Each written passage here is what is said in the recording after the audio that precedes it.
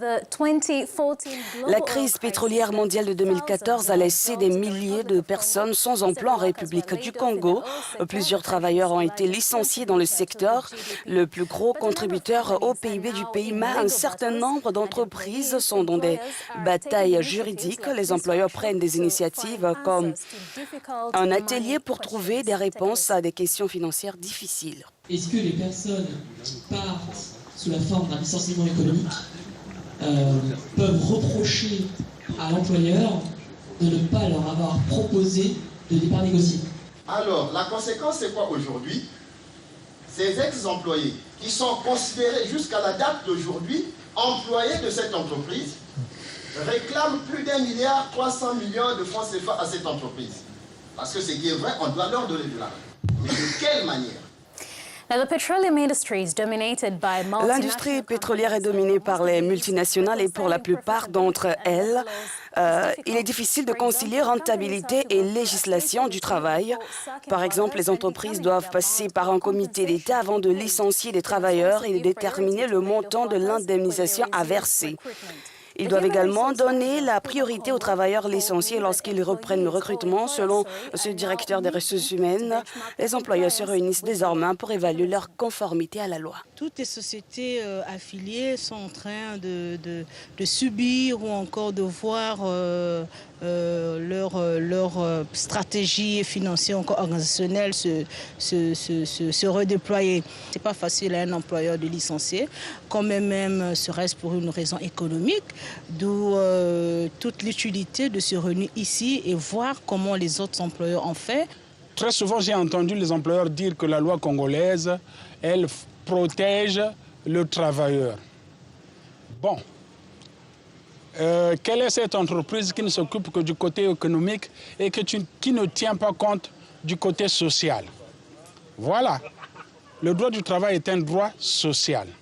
Donc, il y a une certaine protection, dit-on, pour les travailleurs, mais cette protection-là ne donne pas tous les droits aux travailleurs.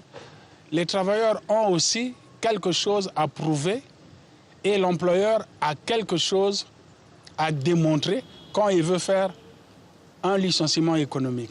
J'ai parlé à Rafia de Bambi qui a été licencié pendant la crise. Son ancien employeur n'a pas tenu sa promesse de le réembaucher parce que l'économie stagne toujours.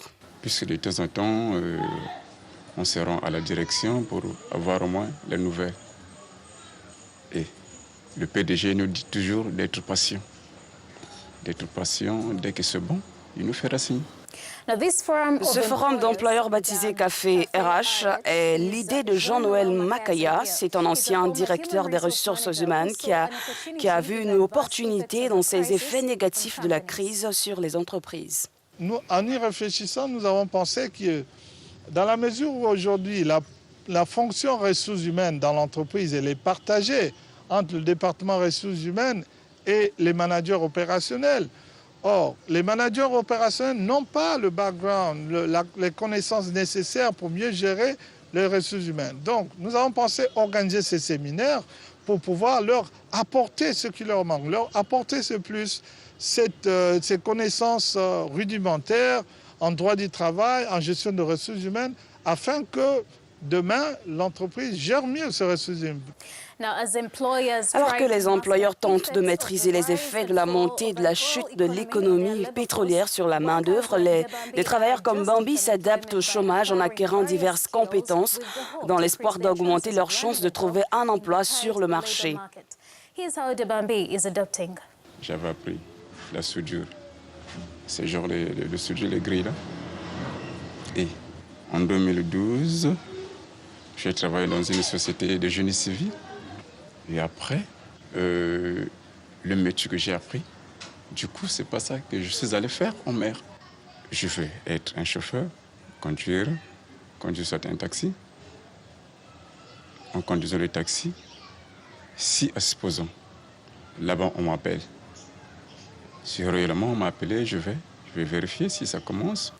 Et c'est ce que j'avais pour vous cette semaine dans Business. Ici, au Morning Call, partagez vos commentaires sur Twitter, @AmeliaMarta1 ou Africa News et Africa News FR en français.